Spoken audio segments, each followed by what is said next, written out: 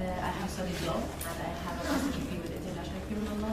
So my main focus in work as a professional career as international criminal court, I follow the case of settlement, and of course the international and local NGO. And the other half that I as an activist, I've been an activist for more than 15 years and I'm active in the non-violent resistance in that sense, because I think all Palestinians are activists. But being actively in the resistance within the movement, it's more than 15 years. So my focus will be about the resistance of the Palestinians. I'm not going to have a very long, boring talk, but so if you have any questions, and of course I'll be happy to answer if I know the answer, of course. I'm not going to just answer. So for me, I'm 31 years old. Why that's important now? Because it means that I witnessed the second Intifada when I was 18 in 2000. The second Intifada is a very tough period that Palestinians have went through, because it was a lot of sacrifices, but without gaining anything. It was militant. There was a lot of bombardment. Even my house, my family house, was demolished because of Israeli bombardment. And we were inside of the house as well. I think if I say myself what happened to me, you have to know that all Palestinians have lived it too, not only me as a person too. So the shift that I want to speak about is between the second Intifada and me joining the non-violent resistance, because for me it was a shift. I was raised and born with a lot of blood, a lot of war and militant atmosphere because of the Israeli ongoing occupation of the Palestinian people. So when 2004, they started to erect the apartheid wall in Palestine. So I went for a visit in a village near Ramallah called Bilaim. It was only for a visit because a lot of people told me there's a lot of international activists, a lot of Israeli activists, and Palestinians are protesting the apartheid wall that is being erected at the time. So I wanted just to go there to see out of curiosity what's happening in that small village there. And this small village is nearly like very small, nobody even knows about it, but it's being very much strong in the media. So I went there and I have seen a lot of beautiful demonstration, and I would say beautiful demonstration because it was. And you would think, is there any demonstrations beautiful in front of an equipped army? I would say yes, because when I was there was Israeli, international, Palestinian activists marching to the wall, but it was more like a festival. They're like painting themselves like an Avatar movie, if you heard of it, and they were like chanting and like playing with the music. And for me, whoa! Never seen a demonstration like that in my life. I always feel like the demonstration should include rocks and even like very tough demonstration. But for people, so I started asking, what kind of demonstration is this? So they told me this is the non-violent resistance. This is how people now start marching and trying to copy the first Intifada of the Palestinians in the 1987, and of course having the examples of the South African resistance and of course Gandhi. So for me, I was like, okay, this is a new strategy, new term.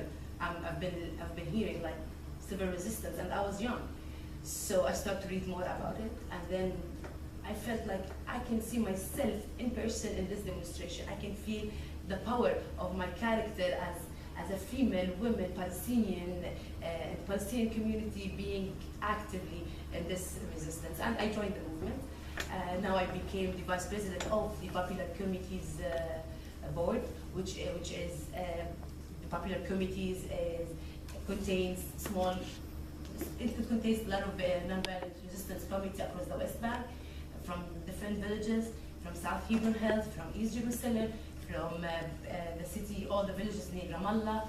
Basically, all the villages are facing the illegal settlements and the apartheid wall, directly facing it. So they are creating committees for organizing demonstration and march. Of course, when we speak about organizing demonstration, it means there's a lot of arrests. It means there's a lot of people being killed, even during the non-violent resistance. Israel is treating the activists brutally. they're oppressing the demonstration brutally. So they arrest a lot of people. I was arrested by myself. I was arrested myself many times, and the last one was 2 years ago, and it was one of the worst time I have been arrested, because I was put in one of the worst Israeli detention center called Lema Nazeeh. It's mainly for torture. So for me, that's an experience that I would never forget, and it's part now of my character. But I think it's all Palestinians have lived this process of being arrested and being inside Israeli jails, even children. I have to focus now a little bit about the arrest, because as for me, the case that I always try to advocate for is the child arrest, because Israel is arresting between 500 to 700 Palestinian children every year. And that's a huge number, that every year from 500 to 700 Palestinian children to be inside jail. It means they're creating a whole generation traumatized, terrorized from all these policies. To be a 9 or 10 years old inside Israeli jail is not something that you would ever even forget. It's not something that you need a lot of time even to recover mentally of this process. And of course, all the children arrest happens in the night. So this is specifically for children, that they go in the night rides brutally to the houses and they arrest Palestinian children. Why they arrest them? There's a lot of answers why they arrest the children. Firstly, they always think that this new generation is a threat for the Israeli state. So that's why they try to demolish the even mental health by the arrest, especially during the night raid. They are forbidding them from going to school, from learning, by arresting them. And of course, there's a lot of cases of killing the Palestinian children. So when they are under arrest, they have a long process of investigation. It aims to take it aims from the children for confession. So they want the small children to confess on the adult ones. But how? They do it by torture. So because they are vulnerable, they're children. So of course, how much a child can survive in Israeli brutal investigation. So that's the main aim of the arrest of the child. And there is a whole village that is very close to my heart. It's called Nabi Saleh. I would say Nabi Saleh is one of the main villages of the popular communities that had amazing work. There's a lot of women leadership actually in the committee and in the Nabi Saleh. They are the ones who protesting and organizing the marches. And the children, of course, they are very strong children. And there is the youngest journalist in Palestine is from that village called Jannah. And there is Ahmed Tamimi's case that it went viral in the news and it grabbed the attention of the whole world, let's say, of her arrest because she kicked a soldier out of her house, exactly from her house. So these children of the village of Nabi Saleh, they're all, whether inside Israeli jail or they are being shot in the lake. Half. That's the village of Nabi Saleh. And it's really traumatizing. You're speaking about the whole children. The whole generation of this village is whether arrested or being shot in the lake, so they cannot walk. But there is a bright side in our resistance as well. I know there is, of course, a lot of sacrifices, and that's the resistance is about, is to sacrifice and to be ready to face one of the most powerful army in the whole world, but by being civilian in front of them. There's a lot of stories that I think it's very much encouraging. I would like to call it a tactic of strategies, because usually in the popular committees we have adopted the strategy of a reaction. What we do in a reaction, that all these villages started to organize themselves by reaction, by reacting on building a settlement, by reacting on building the apartheid wall, so the villages marches against it. So we kept doing that for almost 7 to 8 years, and then we shifted from reaction to an action. So an action includes building new villages, blocking settlers' roads, main highway for settlers, blocking them for like hours, and going to Israeli settlers' supermarket inside the settlements in the Palestinian territory. For instance, there is this big supermarket called Rami Levi, and it's a chain all over the West Bank. So we went inside the supermarket trying to raise awareness, the need to boycott these products, and that this chain is complicit, of course, with the Israeli system, with the Israeli policies and government of confiscating Palestinian land and killing Palestinian people and exploiting Palestinian nature as well by producing products that are being sold in the supermarkets. And of course, there is another action is building villages, which is we go and we target a new area, is under confiscations, and mainly the area is area called E1.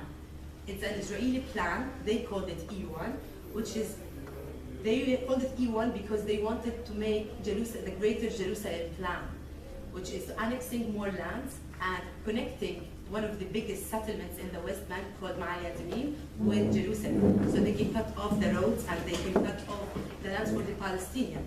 And we're speaking about more than 40% of the West Bank territory. It's a huge plan. So we focused on this, on this one of the mountains in that area, and we went by night, like more than 200 Palestinian activists, and we erected a new village. And of course, for me, it was one of the best moments for the nonviolent resistance, because we managed to fool the Israeli army. And it's really, believe me, it's really hard to fool them. It's not easy.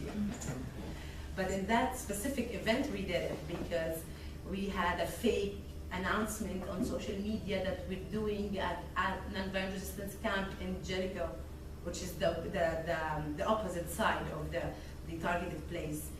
So we gathered more people to join through that camp, but all the activists, they didn't know the real action or the real plan till the last moment when they were in the buses and we were near the area, and we told them, look guys, we're not going camping. We're actually going to build a village, and the Israeli might come in 1 hour and they will evict us, they might shoot us, they might arrest us. All the options are available. So you have the choice whether to remain or to remain in the bus so you can go back home, or to be with us.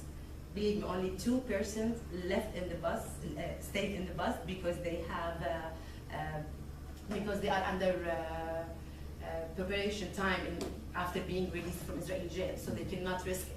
So that's why they left.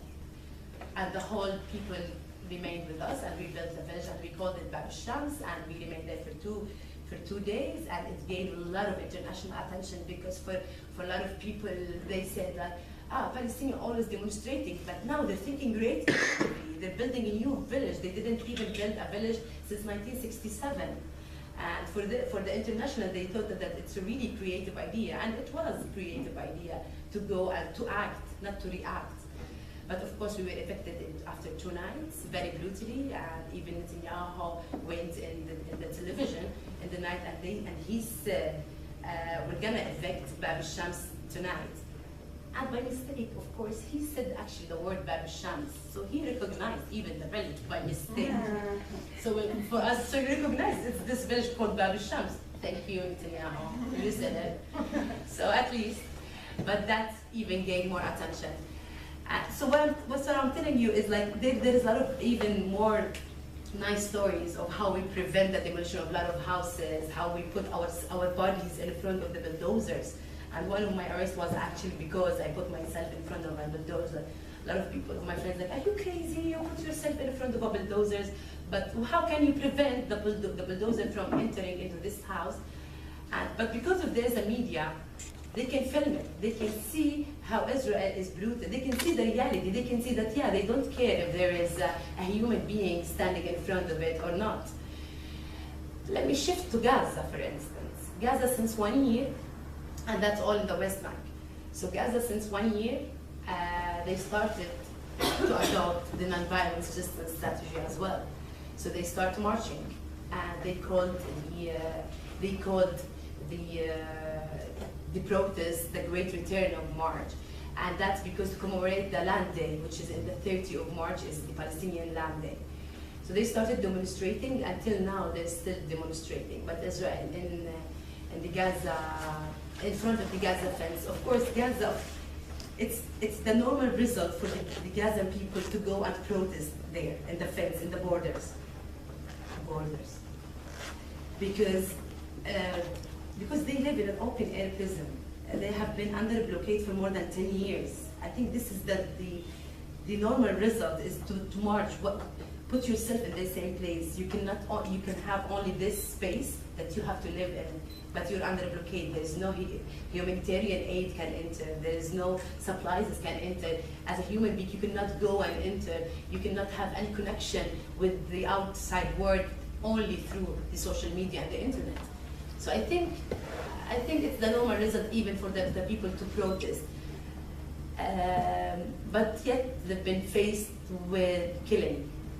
Like every Friday, they kill more than the least 7 Palestinians being killed during this demonstration. They're trying even to spread a lot of rumors, a lot of lies about this Palestinian Gazan protesters that they say that they are violent, but yet they are families, they are kids, they are children. That they even go in the fence and they have barbecues, they even dance dabka. But they don't want even them to go and to speak up and to say their words. They just want to silence them, brutally, and silence them. I'm not saying by only oppressing them, no, by killing them, literally killing them. That's the only, in Gaza, I think there's no black and white. There's no even gray area. It's only black and white. Whether you be silent or you'll be killed. You cannot speak up. You cannot live. You cannot be even a human being.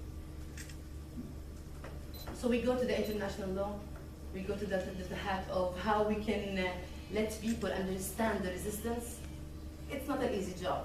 Maybe in South Africa, for me, I'm enjoying my time speaking about resistance because I don't need to justify myself.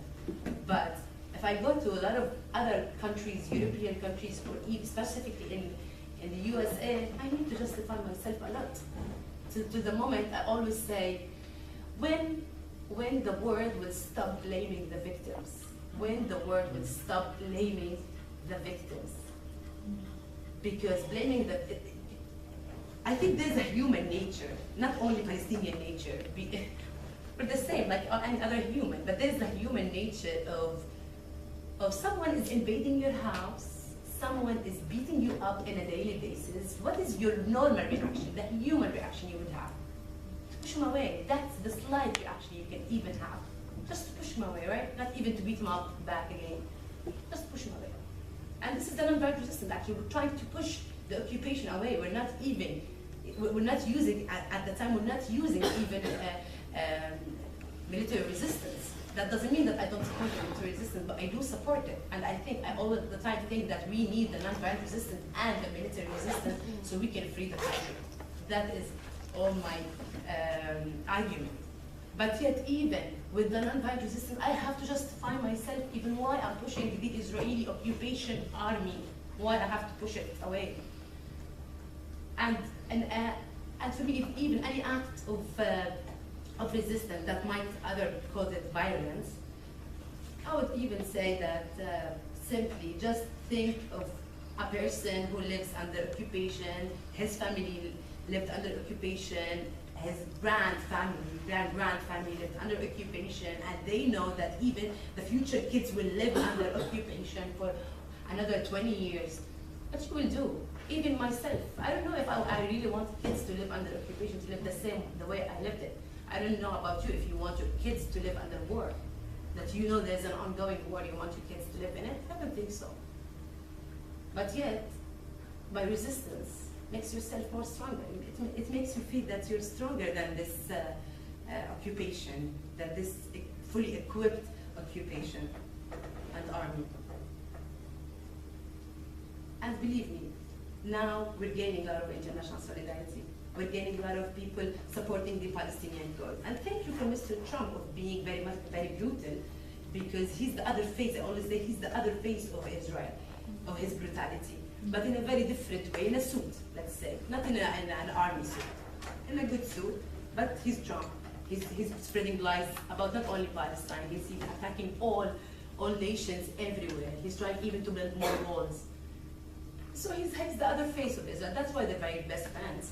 Anyway, but threat and to live under unjust words, under oppression, they start to observe it now after Trump being very verbal and very visible about being inhumane. He's very visible and proud of it. He doesn't even deny it, which is amazingly fine. He's very clear about it. This is my position, and this is how I want the world to be dealt with. All right. So people start to be aware more about this. And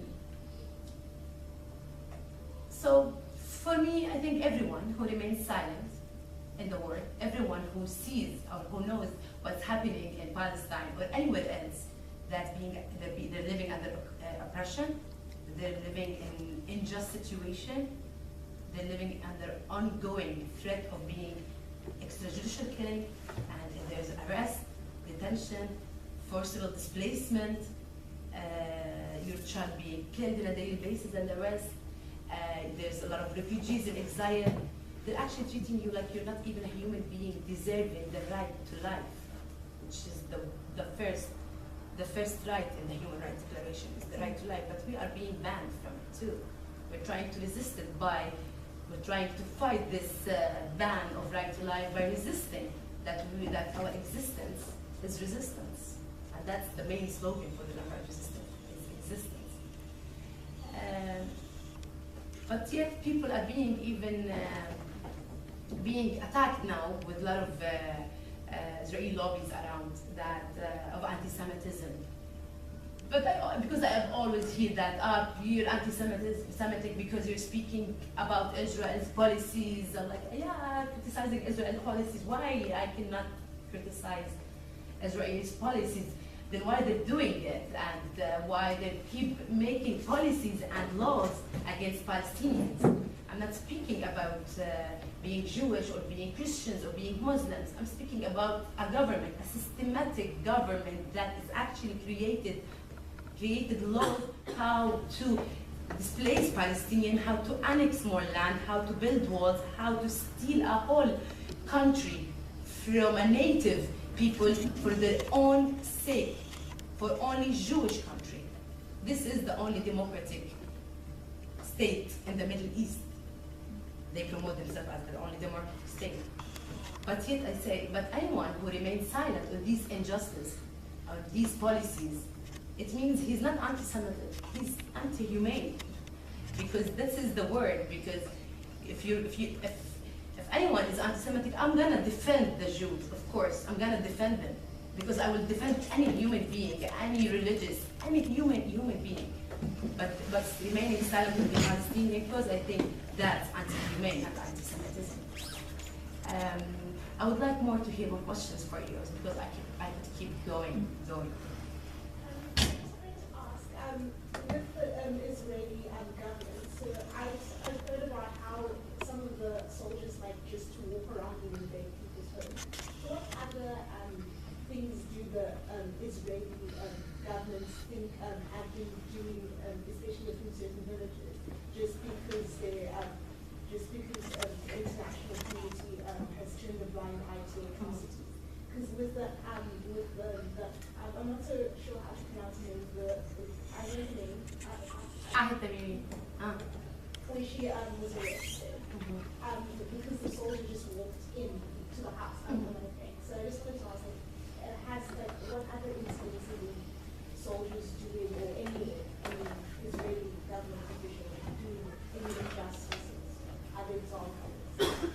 Okay, so last summer, a whole summer and winter, we're speaking about 7 months, we really literally lived in a village called Khan al-Ahmar. It's a Bedouin community. It's in the E1 plan, the one I was explaining. It's in the same, we call it, it's in the corridor between the Jordan Valley and Jerusalem. So it's the Khan al-Ahmar, it's exactly in this corridor of the plan.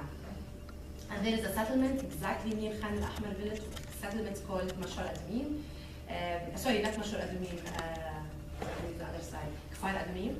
And this settlement is an industrial, and there is the Ma'ali Adumim settlement as well. And they want to annex these two by building more units, and of course removing this Palestinian village of Khan al-Ahmar, and Ma'ali al-Admim, of course, with Jerusalem. This is the plan. Very simple. Oh my God, I couldn't know that I can explain it with my hands.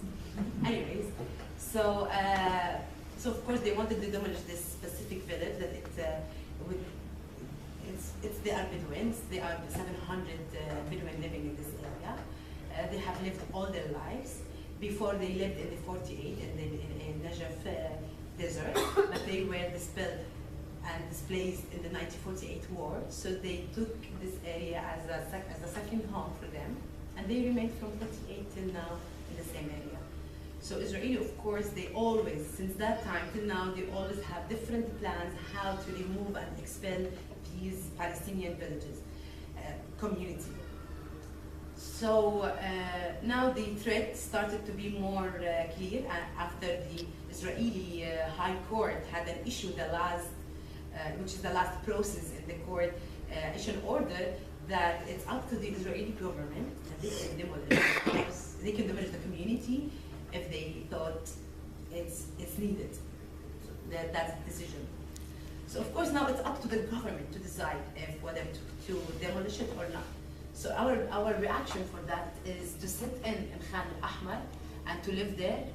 So a lot of people, and so we built like a solidarity tent, and a lot of people started to be settled in Khan al-Ahmar so we can prevent the demolition. We started to make campaigning for Save Khan al-Ahmar and to bring more media attention. We have communicated with EU embassies, we have communicated to the UN, we have raised it in the UN Security Council. So we did like a lot of work like on the ground to bring more attention to save this community. Of course, the main reason is to save this community, but the other reason even is to save the whole area, because they're taking the whole area to Jerusalem. So there's two strong reasons why all Palestine should be present in this specific area.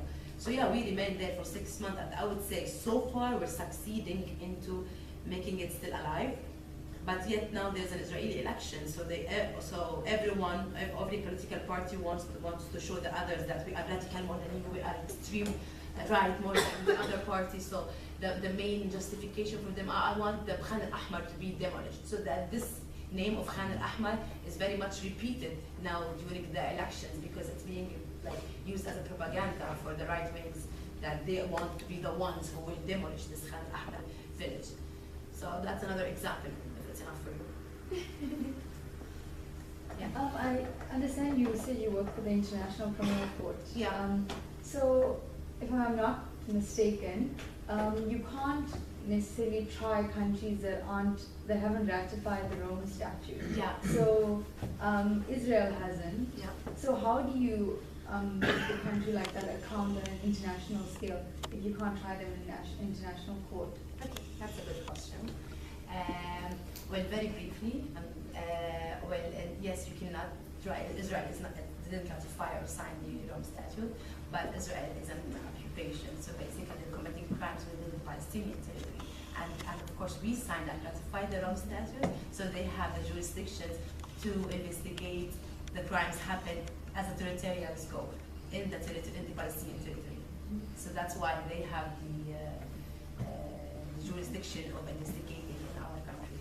But then why hasn't anything happened in that? That's the questions. Why? I don't know. Even us were asking why. In our side, the Palestinian, even all civil society have lodged and have submitted a lot of communications, and we're still waiting of the open investigations. But to be honest, even because the Americans are very, as I said, very visible in the media, thank God for that. But they are putting a lot of pressure on the ICC judges, and actually even Bolton said it very clear that if the International Criminal Court judges wanted to prosecute any of the Americans or the Israelis, their visas will be revoked and the money will be cut off of the ICC. And they said it over on Twitter. And even 1 month ago, the same, they tweeted even from the White House the same threat from the International Criminal Court judges. I'm not saying that they are scared, of course, of this threat, but still, it's a threat. Yes. I just wanted to ask, has any of the activist movements spurred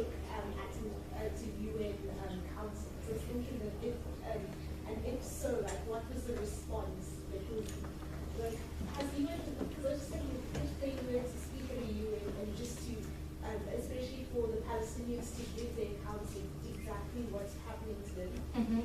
Perhaps some of the countries that are in the region of Palestine, and then also putting a face to the struggle, Mhm. and then overrules. Though I do understand that within the UN there are the whole veto power thing makes it harder. Mhm. So, Well, I always say that, oh my God, Palestinians are one of the most countries that have used the law, the international law, and the human rights excessively. Like, we have used it a lot. So of course, there's a lot of activists. They took the UN platform to speak up, especially in the Human Rights Council. There's a lot of testimonies have been given by Palestinian, international, and Israeli activists explaining personal, individual threats or general situation within the Human Rights Council in Geneva. And there is even in the Security Council, there is the head of B'Tselem organization. This is an Israeli monitoring organizations that monitors the whole violations and appeals. Haggai, his name. So he had a very important statement in the UN Security Council, and of course an Israeli Jewish being on the platform of one of the highest bodies, which is the UN Security Council, and giving a testimony about the grave breaches of Israeli to international law. I think that's really shocked the whole Israeli society. It was the first time to hear it from within the Israeli community.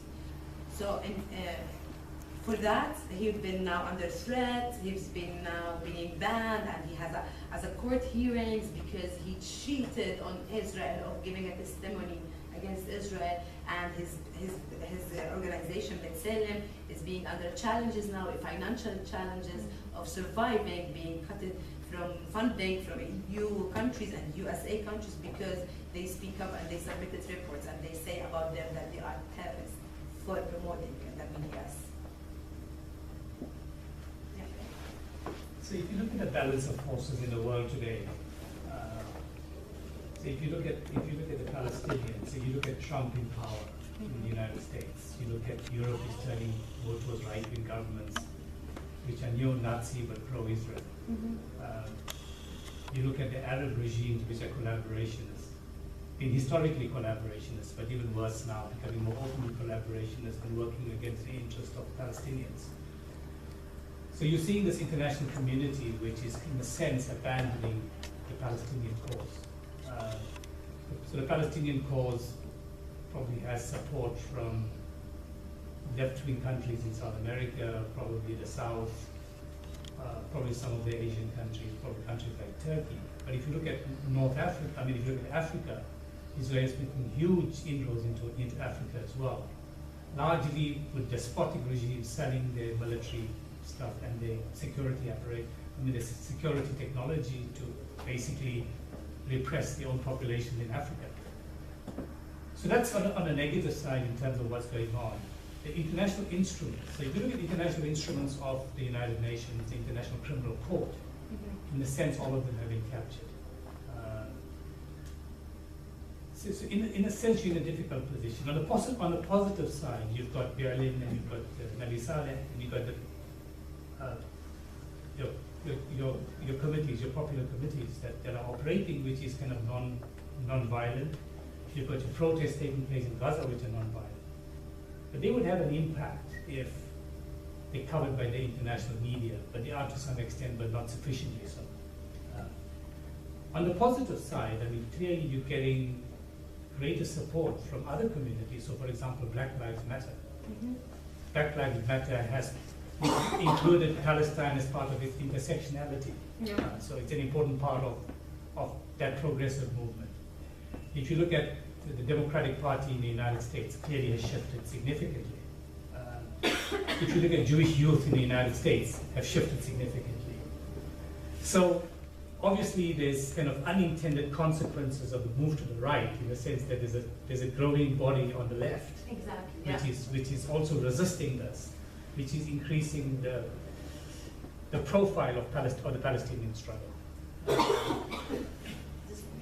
So that's where we are in terms of balance of forces. But again, so where do we go from here? What's the international instruments that we can still use? How do we use those international instruments? So for example, the United Nations is holding back on the report on the 240 companies doing business in occupied Palestinian territories. Yeah. To me, that's a critical piece of information for us to access or to target those companies internationally, because whether Israel is signatory to the International Criminal Court or not, the Geneva Convention applies to the occupied Palestinian territories. So, the Fourth Geneva Convention, and in terms of its provisions, will apply to occupied Palestinian territories. So those companies operating there, in a sense, technically, are guilty of committing war crimes. Similarly, Israeli universities operating in occupied Palestinian territories are guilty of war crimes. So how do we use those instruments in a very creative way to try and progress the struggle? Because I think the traditional, for too long, people like Abu Mazen and them have been relying on Americans, and everything was America, and it seemed as if you were relying on the Americans to give you a just solution in Palestine, and clearly... I wouldn't put it like that way, but yeah, I see your point. Yeah, I mean, and I can understand why, because it was a dominant power, but clearly there's been this abandonment, and not this abandonment, but I think Trump came and did exactly what everybody else was doing, but said it very openly. Very openly. Yes, so he did. Thank you. So what's the future? Where do we go? And where should international solidarity focus? Well, for us this is a very tough question. It's not easy. Like if I would have the answer, it's not even me I should have the answers about. But yeah, but if we look at the Palestinian within the international community, that how we shifted the resistance into the international. We tried to internationalize the conflict by targeting these international courts, whether it was International High Court, or the International Criminal Court, or even local courts for each country. But yet, even having the database from the Human Rights Council, which is still now not being published yet, but the way it shifted, that how we are targeting the international law, how we are trying to trigger these mechanisms into the favor of the Palestinians, I think this is now all the focus on. But for us, we're doing our job. For us, as Palestinians, we're doing our work. We have been submitting, we have been ratifying treaties, we have been joining a lot of committees and a lot of international organizations. We have been pressuring the UN Human Rights Council to issue the database. Of course, the BDS, and the BDS, I think it played a huge role as well of speaking clearly about the corporate complicity within the Israeli violation and the settlement enterprise. They, BDS, have lobbied a lot to raise this awareness and to work hard for the boycott and sanction and divestment from these corporates and from the military embargo as well, being a huge part of the BDS campaigning. But yet, I think it's not enough for sure. It needs to have more. I think the Ireland bill, for instance, that it was published last year, it was very passive last year. It was very progressive. There's like the bill. It's the first bill. It says very clearly the importance to criminalize any product coming from the settlement or aiding, abetting, helping, providing services or receiving services from corporates. It was very important bill actually, because it's very, it didn't only spoke about products even, it spoke about the whole business and human rights issue within the conflict areas, especially in the occupied Palestinian territory and Jerusalem rights. And so I think that bill is progressive. What I'm trying to do even is how to lobby more in other countries to issue more and to pass more resolutions, the same as the Irish, and to work more even and litigation against the corporate complicity.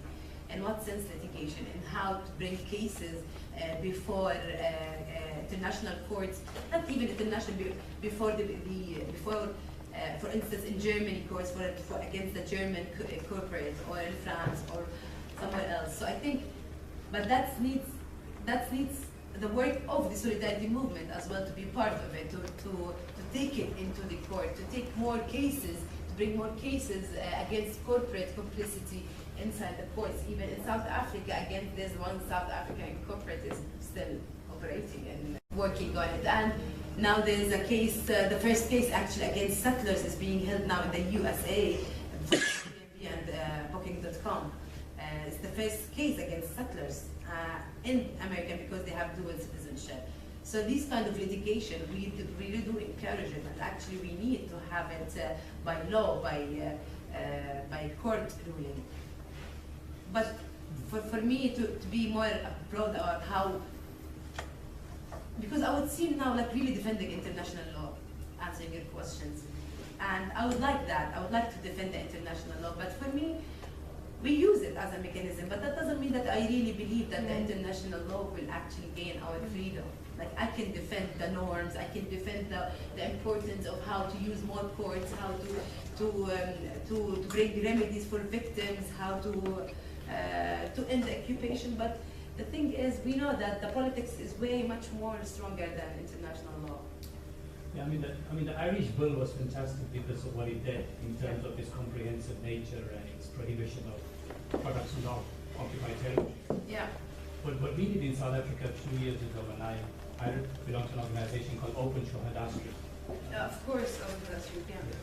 So we went to the Department of Trade and Industry in South Africa and said that you made it compulsory for any products coming from Israel to be labeled either coming from Israel or from the occupied Palestinian territories. So there was labeling of products. So we won a victory in terms of labeling rather than prohibiting products.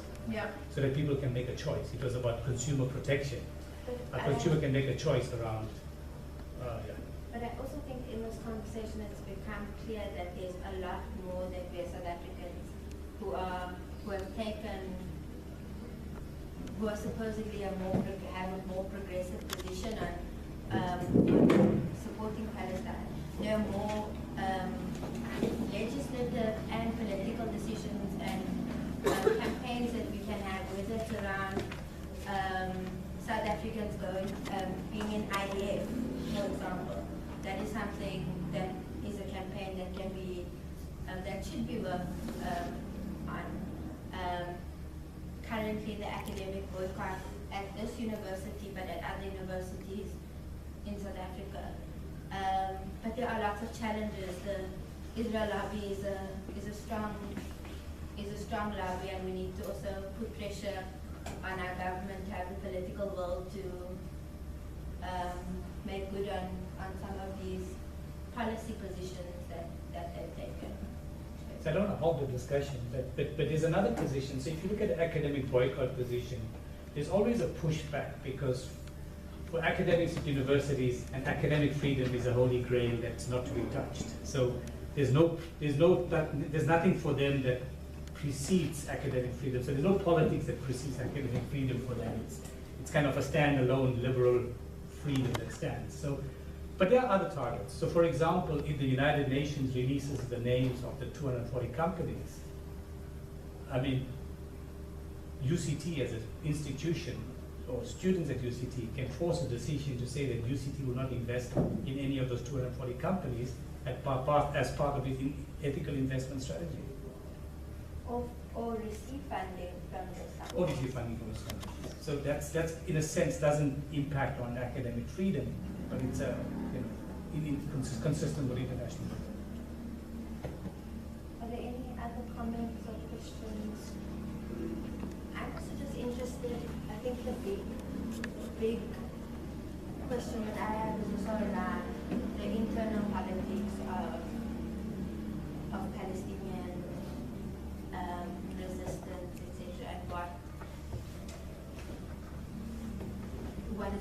what is happening, how in terms of unity around resistance, and because there's lots of conflicting positions, and it could be useful to have an internal perspective around that. Well, yeah, the internal divisions still exist within the political parties, but I think the Palestinians already started the reconciliation process between the political parties. Of course, there's up and downs in it, but for sure, the Palestinian people, at least, they encourage and they ask and they demand for the Palestinian unity. and at least the position of the PLO, the Palestinian Liberation Organization, is in support of the clear position is the work on the reconciliation, and that's one of the top priority in our politics. But I would say that there is a lot of pressures eventually from external pressure. And nowadays there is a lot of pressure on the PLO and on the Palestinian Authority from the American, from the Israeli as well, in terms of cutting the salaries for the prisoners, which costed that cut of salaries for the whole Palestinian Authority as well. And there is the money for the UNRWA, which is the UN Agency for Palestinian Refugees. There's the American stopped funding or encouraging other people even to stop funding the UNRWA. And even the civil society is being under a smear campaign of not funding it and not funding its activities, its human rights activities. So in our situation is actually now there's a lot of pressure, a lot of external pressure that now even makes the unity a much more stronger decision and aim to make it happen so we can, because without unity we cannot stand with all this pressure. Yeah. Basically, my question would be, what has been the role of artists towards the resistance of settler colonialism in Palestine? Sorry? Okay, my question is, what has been the role played by artists in Palestine to fight or resist settler colonialism? Artists? Yeah. Well, if ever they did ever contribute or. Well, of course, the art, it was part of our culture, and because there's a lot of Palestinian artists and poet and musicians and writers, and that was since throughout the history. It reflected the Palestinian culture. It reflected through their work the Palestinian identity. So the importance of the art is to reflect the resistance and to reflect the whole Palestinian struggle into freedom through the art. So I think they played a major role. Myself, I'm not an artist. I wish I can though. But of course, and even now there's a lot of new musicians in Palestine. There's always been musicians, but now there's a new even contemporary musicians that they are playing new music, electric music for instance, but they are still reflecting the Palestinian culture. And even what's happening now is joining a lot of musicians coming together from the Palestinian living inside Israel and Palestinian living in the West Bank and from the exiles, with they're joining all together and making bands and spreading the Palestinian struggle through their own music that I don't know about, like like electric music. It's very heavy music, but still they're targeting you know that the whole world now start to listen to this kind of music. So they're even putting the Palestinian voice in that type of music at the same time in the art, especially the Palestinian culture.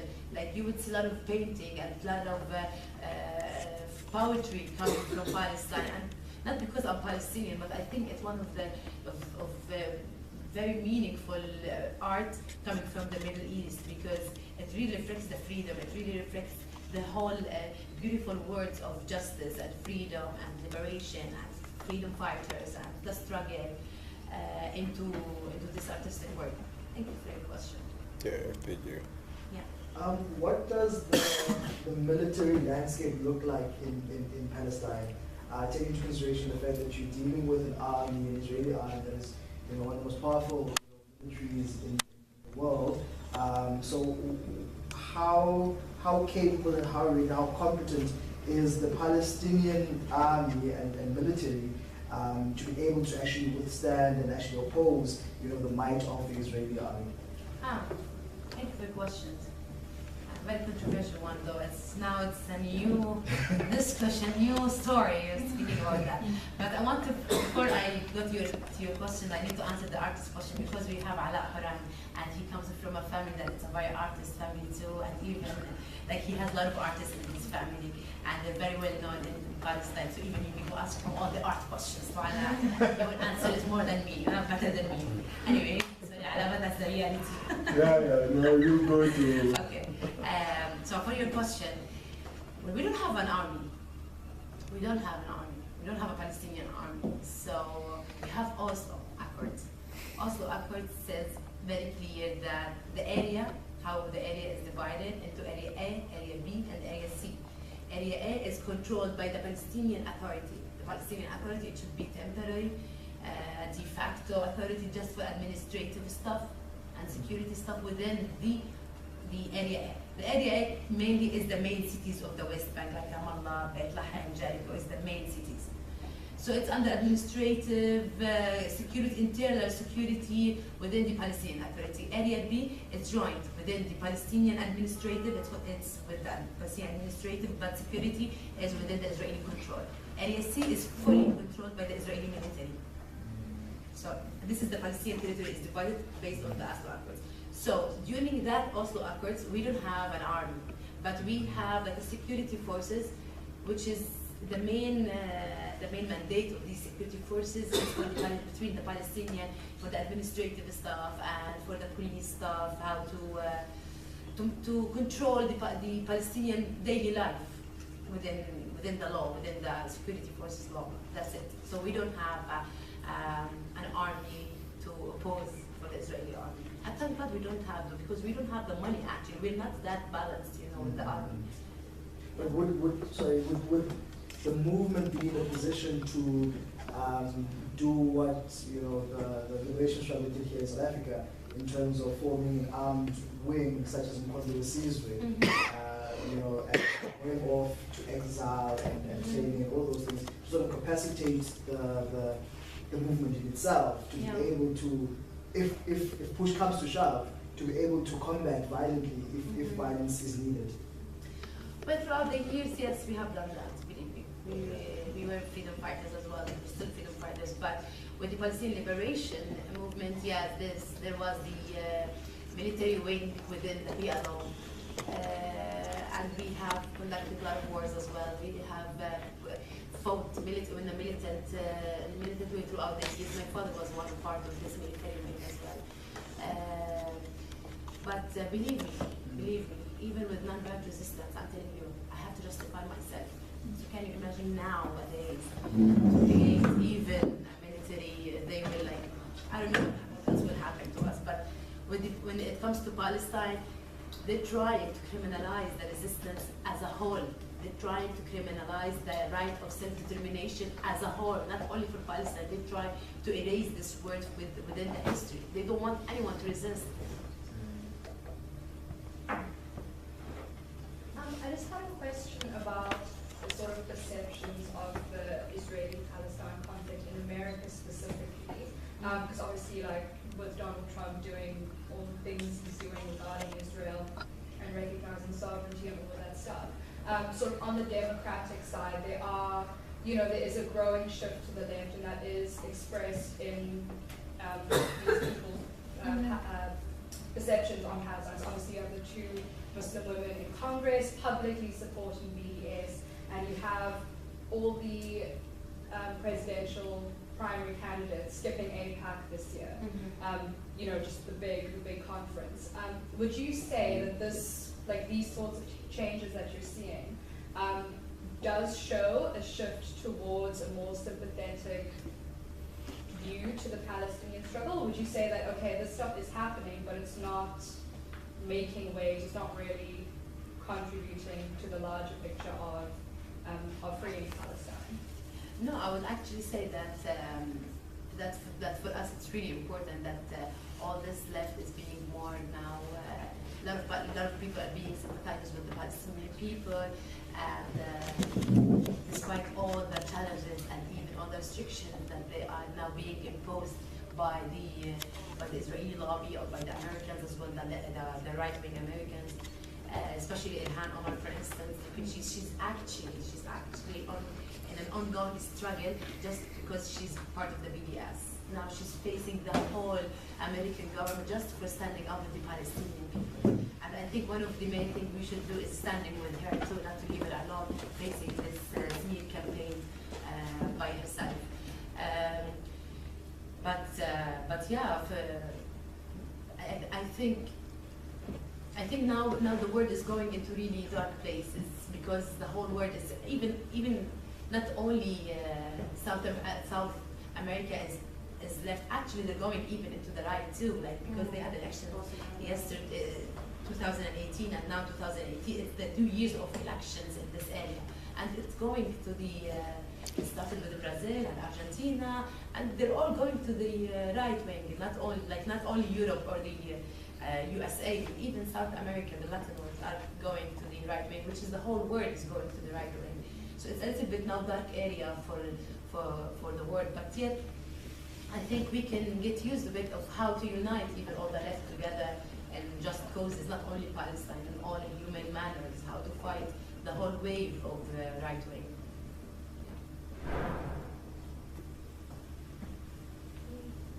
This is just a question about like Israeli society. How do you think they currently perceive like the conflict? Do you think they have a clear understanding of it? Do you think they're exposed to? Do you think they understand what Palestinians face on a daily basis? Do they turn a blind eye to it, or do they just justify the occupation because of the land? Well, I would say in the beginning, there's some good Israelis. I'm really good friends with them. There's very few, unfortunately. They're very few. But look at the Israeli government. Look at Netanyahu. Who do you think who voted for Netanyahu? The Israeli society. And this is the Israeli society. They want the right wing. It's the Israeli community it's mainly settlers, which is they are one of the radicals. Jews is the settlers because they put them in settlements and they give them money and so just to remain there. And you have the Israeli living in Tel Aviv and this main city inside Israel.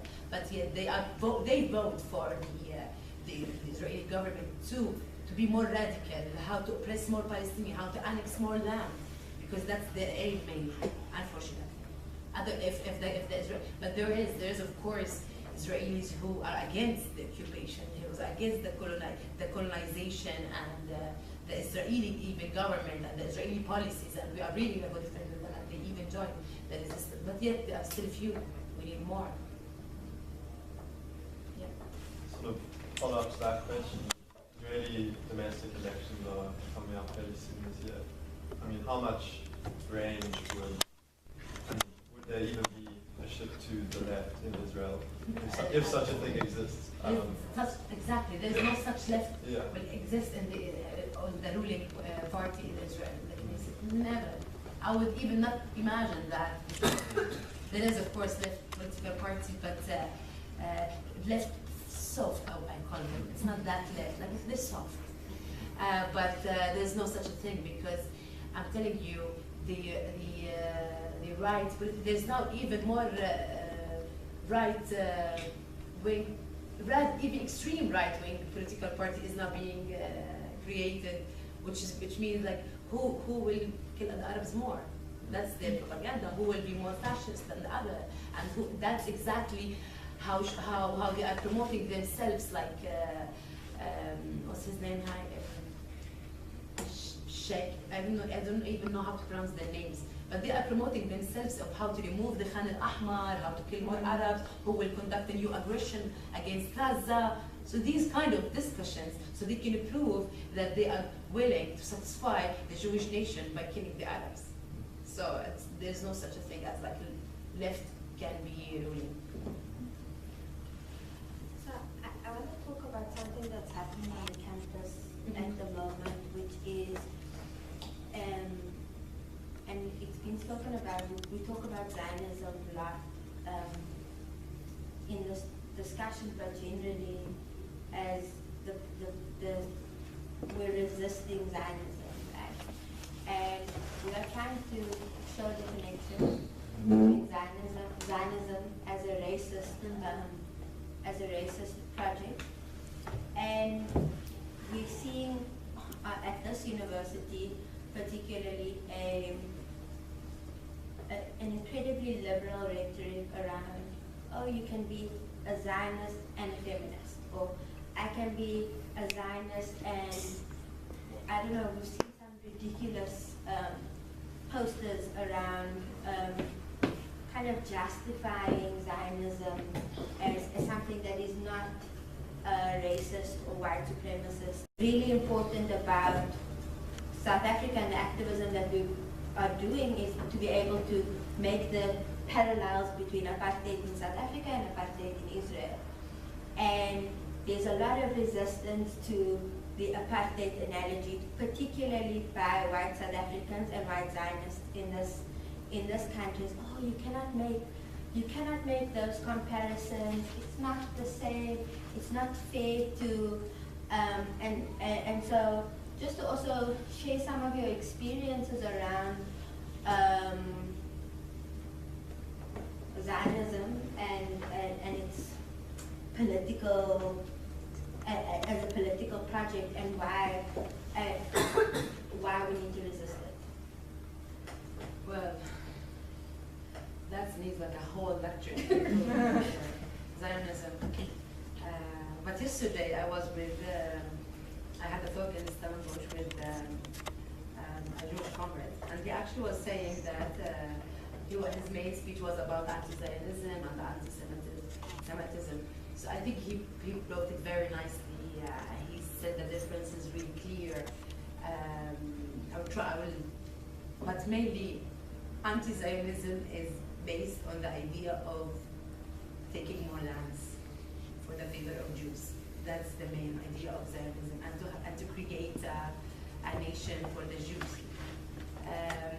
Of course, throughout the history, I cannot speak about the history, but as an ideology, they try to make it an ideology, and it is an ideology for the Jewish, for the Israeli, the idea of Zionism. But I can tell you, yes, the Zionism now is being even terrorists of their ideas of how they are promoting against the Palestinian, or even labeling them with a lot of anti-Semitic allegations, which is that's not the reality we live in. But yeah, Zionism itself is the Israeli is the project of how they annex more land for the Jewish. And of course, you can be Jewish, but not anti-Zionist. But you can, and you can even be not Jewish but supporting for Zionism. Mm-hmm. So you have to make this difference as well. But yeah, in Palestine, a lot of, at least we have proven facts in Palestine that a lot of lands is being confiscated for the Jewish National Fund. They took the land so they can build only settlements. And there's a lot of cases actually is the Jewish National Fund, which is the one promoting for the Zionism. I don't want to go into even this, because I'm not the expert one to keep explaining that to the whole audience, but I'm expert in saying that the Zionism movement itself is the movement that we need to fight, because it is that creating the Israeli policies, the Israeli government's policies. It's the main source of how to affect the Israeli government through Zionism, which is through the whole international Jewish Congress. Are there any other comments or questions? I think it's really important that you're here for you to see that there's Palestinian solidarity happening at the university, but also for comrades and people who are coming into Palestinian solidarity for the first time, those who don't even support Palestine, but are here, whoever you are, to hear to hear from Palestinians about what is happening. I think